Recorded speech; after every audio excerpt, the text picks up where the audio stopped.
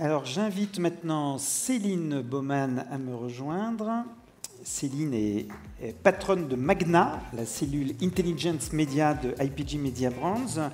Et tu es toi aussi fidèle à nos présentations et je t'en remercie. Comment as-tu intitulé ta présentation cette année ? Je ne vais pas chanter, mais j'étais à deux doigts de le faire. La présentation cette année, c'est comme un air de reprise et d'inflation. Je suis ravie de vous retrouver ce matin pour vous présenter les prévisions de Magna. Je ne vais pas représenter Magna. C'est 40 rapports publiés chaque année, couvrant 70 pays et abordant une quinzaine de catégories de médias.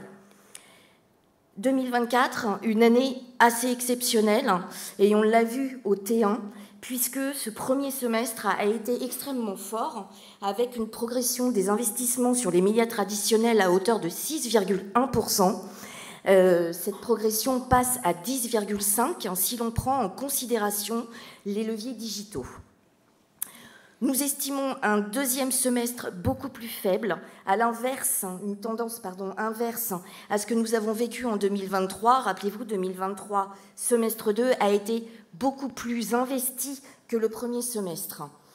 Et malgré toutes les incertitudes politiques que l'on a connues ces dernières semaines et qu'on continue encore aujourd'hui à être face à ces incertitudes politiques, l'euro et les JO devraient permettre d'atténuer cet effet de comparaison.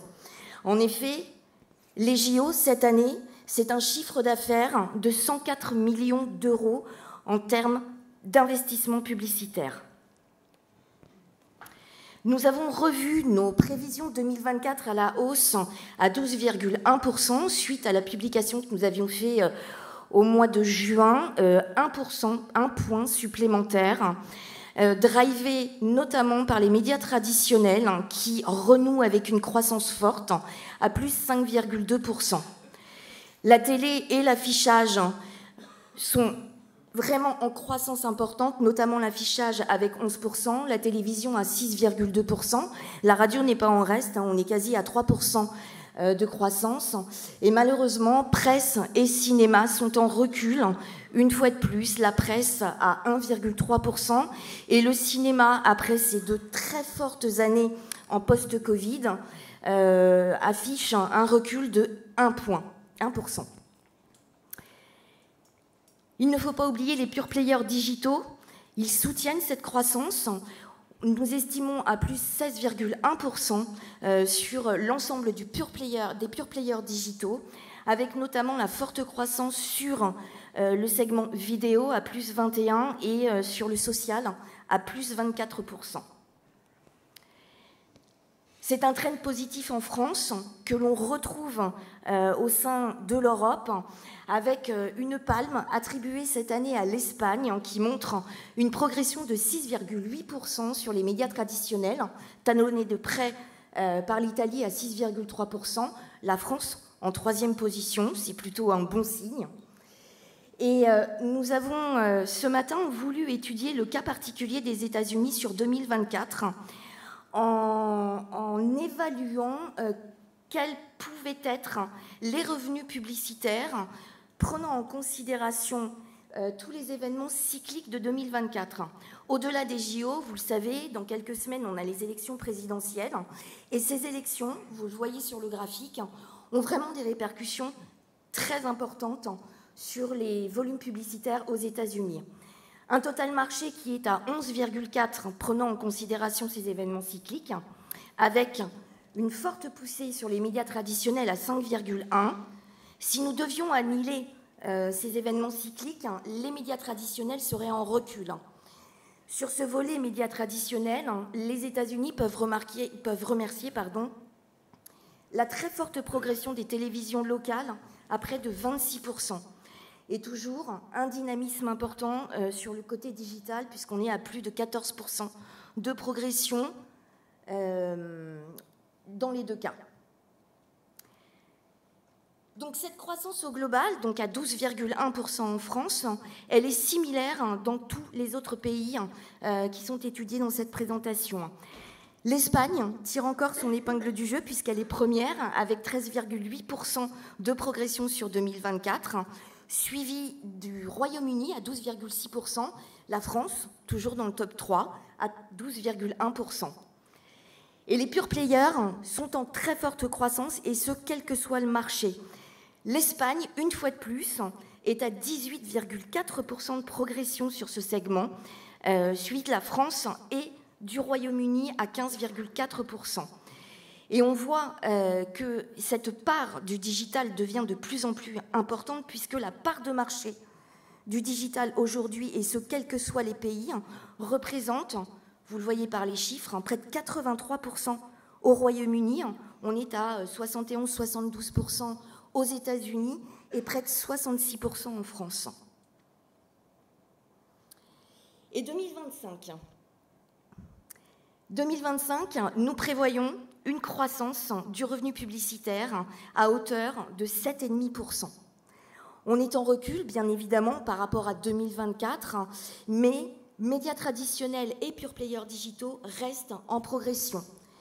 Sur les médias traditionnels, nous estimons la progression à 1,6%, emmenée par la télévision, la radio et l'affichage.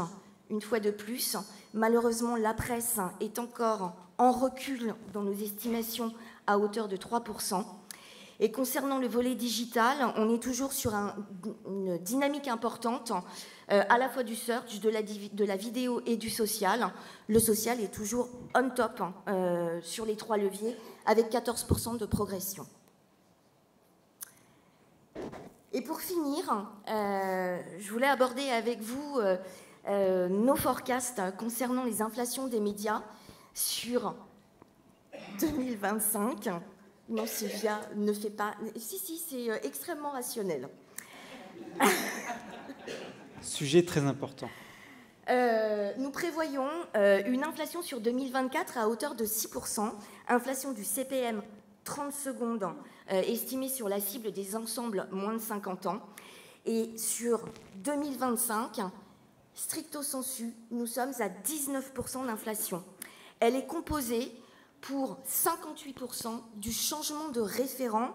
Vous le savez, suite à la publication des conditions générales de vente des différentes régies et des différents avenants qui ont été publiés depuis, nous changeons le référent en télévision pour passer de 30 à 20 secondes.